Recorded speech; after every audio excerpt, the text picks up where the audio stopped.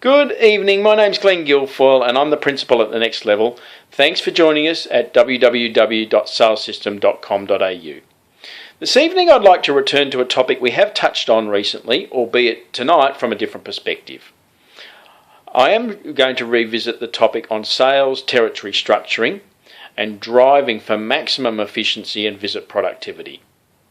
I hope you picked up on that pun, the one about the driving. Yeah, I know, Glenn. Forget the comedian bit, stick to your day job. All right then, let's move on into it.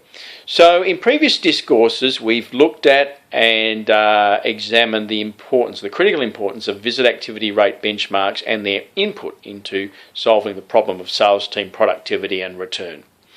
We've also explored the full cost of mobilising the sales team and its ultimate drill down being the cost of each and every visit executed by each sales exec in the team, and how when that's properly and fully loaded with cost of sale, cost to serve and a portion cost of sales management, that cost often runs into multiple hundreds of dollars, $200, $300, $400 per visit by each sales exec is not uncommon in many industrial business-to-business sales organisation scenarios.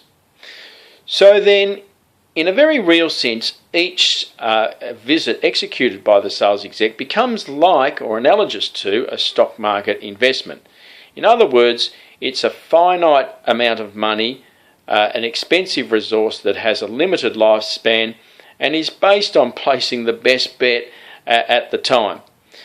And also, if any such visit is not fully utilised or even wasted, then it's important to bear in mind that the cost base to support that visit is expended anyway, regardless.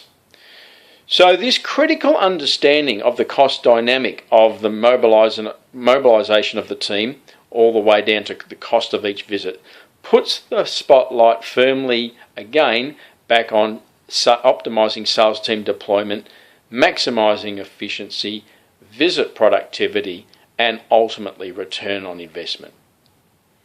In order to meet this challenge, many sales organisations will territory structure along geographic lines. In other words, each sales exec is allocated a unique geographic area and is handed the accountability of all customers, prospects, channel partners and stakeholders to be visited in that geographic zone. Other organisations really pay little heed to a geographic arrangement and set territory structures along either industry, channel, customer type, segment type, or even product specialisation types. And then of course there will be all sorts of hybrid versions in between.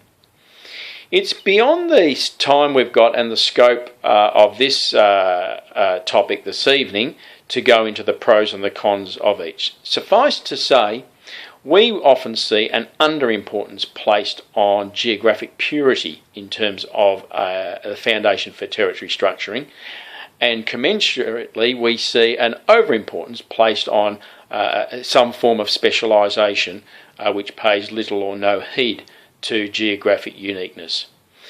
Driving times can create a big impact on cost of visit, and we see these more and more in Australian capital cities these days as our roads become more and more clogged.